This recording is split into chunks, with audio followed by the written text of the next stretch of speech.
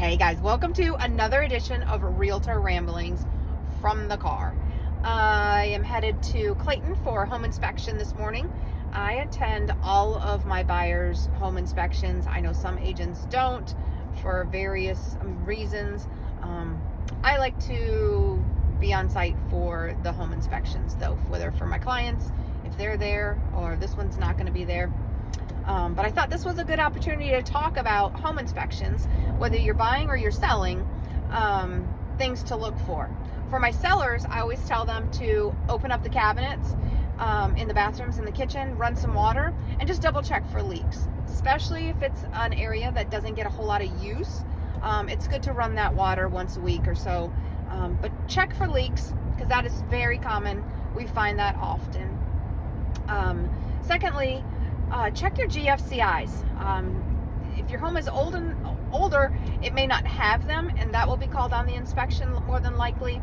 But if you have them, double check them, make sure that they trip, make sure you can reset them easily because that is what your home inspector is going to do. And if not, make a note of that, and it's pretty common and pretty easy to get an electrician to fix that if there's an issue. Next, we're going to check if you're on a slab.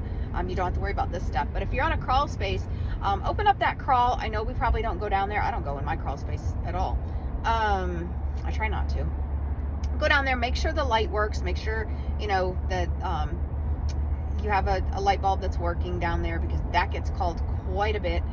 We leave it running, and then we forget about it, and then the light bulb's burned out.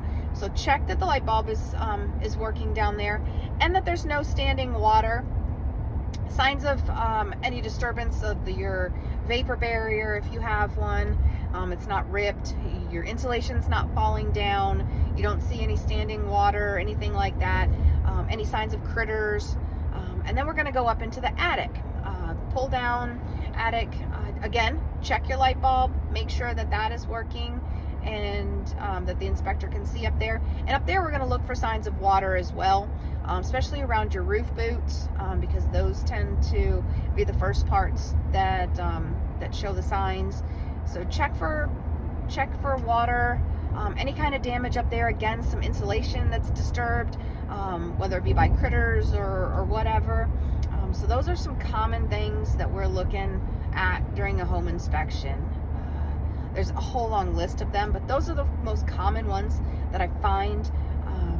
Also, double check all your windows, make sure those open, and they're clear. Well, I always send a reminder out ahead of time for that, but make sure that your windows can open easily.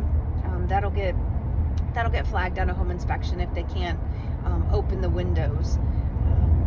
But thought that was some good little tips for you guys while I'm headed to a home inspection myself. There's a whole long list. Like I said, I always recommend my buyers get a home inspection, even on new construction, almost especially on new construction, because there's so much that can be found even in a brand new home. If you're looking at making a move around the triangle, give me a call and I would love to help you out. Have a great day, y'all.